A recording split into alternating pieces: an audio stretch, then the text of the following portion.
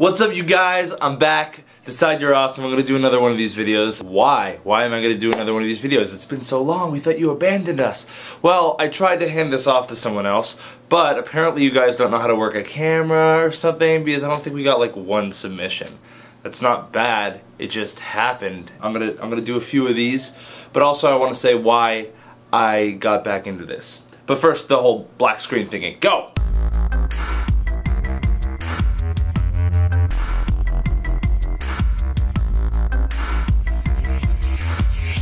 So I got an email from someone that asked me to help with their dissertation about, I don't know, YouTube or something like that, and I was like, sure, why not? I'll answer a few of those questions. And in his thank you email, he told me that he watched Decide You're Awesome, and that one of these videos really helped his sister, who has some psychological issues going on. And I don't know, that kind of brought it home for me, that made it real. Like, this helps people. And I know you guys type "it helps" in the comments, and I get that, but I don't know how it helps, and there's no real personal connection from these little names in blue next to the word "it helps." So, you know, they're just words right there. But he connected, like he had a name, an email address, we had corresponded, and he told me that it really helped and made a difference. And I was like, damn it, I have to make another one of these, don't I? So, boom. This is from, the Tumblr, Decide You're Awesome. What is it? DecideYou'reAwesome.com. Someone asked through the site. First of all, they started, "I'm not sure you want to help someone like me, but I'd figure I'd give it a shot by asking anyways." I don't know what that means, but I'm hooked. I want to read it. I want to read more, and I kind of don't think that there's someone out there that I wouldn't want to help. Unless they're like, "Oh, I have too much money." No, even if they were like, "I have too much money," I'd be like, "Hey, yeah, I'll help you out. I'll help you out big time." The person says that they're in an on-again, off-again relationship that used to be physically abusive, but now they want out. Here's the thing, is that the person writing the email is the abusive one. So this is super interesting, because to anyone that's ever been on the other side of an abusive relationship, the person that's doing the abusing also wants out of this. They're not happy either. That's really interesting to see. Back to the letter. They don't have the money to go to a therapist or get help for their anger, but they really want to leave. This person's worried about their partner, because if they leave, she has nowhere to go. Their partner has nowhere to go. This person is staying in this relationship and keeping being abusive because she's worried for this other person. The email also says that every time that I tell her I'm leaving, or tell her to leave, she makes me feel like I have to stay. No, she doesn't.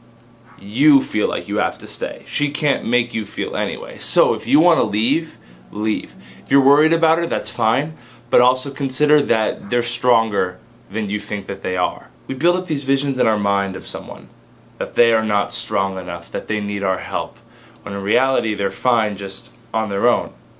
And we just have to give them that chance to get stronger. You know, if you're breastfed for your entire life, you're not going to know how to chew food. Which is a really gross imagery of a 23-year-old breastfeeding. But, I mean, like, there's that metaphor for you. But for you, I'd say find the strength to do what you think that you need to do. Because you're right. No matter if you think you need to stay or if you think that you need to go, you're right. So do what you think, and do it strongly, and apologize. Let them know that you care about them and that you really want help, and apologize and say, like, this is what needs to be done, and then do it. I mean, this was written months ago, so I hope this isn't too late. This person says, "My friend has had a hard life. Her father abused her for 14 years. I believe she said her mother tried to stab her. She doesn't live with her parents, and she was suicidal and had cut herself long ago. About a week ago, she came up to me and showed me cuts, and my friend and I are scared for her. Please help. We're trying to be there, making her smile, helping her forget about the past, but it's not easy. What should we have her do?" You can't make her do anything. My advice to these people is always just be there for her. If it's getting to a point where she's hurting herself, alert someone, tell like a teacher of sorts, or some sort of trustworthy authority figure. You can pass that on to them, and then they can take care of it from there.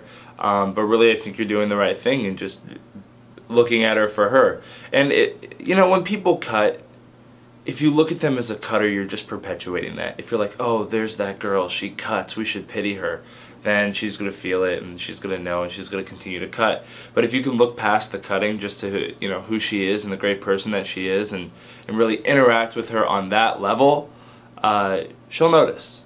She'll, you know, be looked at as a human being, just as a friend. Just look at her like that, and she'll feel it. And then she'll start to act that way around you guys, and it'll be great. Just treat her like an equal. And that's pretty much the most you can do. I'm not going to do these very often, you guys. I can't. It's only like these moments when I'm moved to, and luckily I have the time to today. But please, someone submit a response. I would gladly train you in how to do this. I would help you out with the transition. I'd still drop in from time to time, but you know, I think that this is a really good channel, and I think that it helps a lot of people. Anyway, you guys, keep being awesome, and keep being awesome.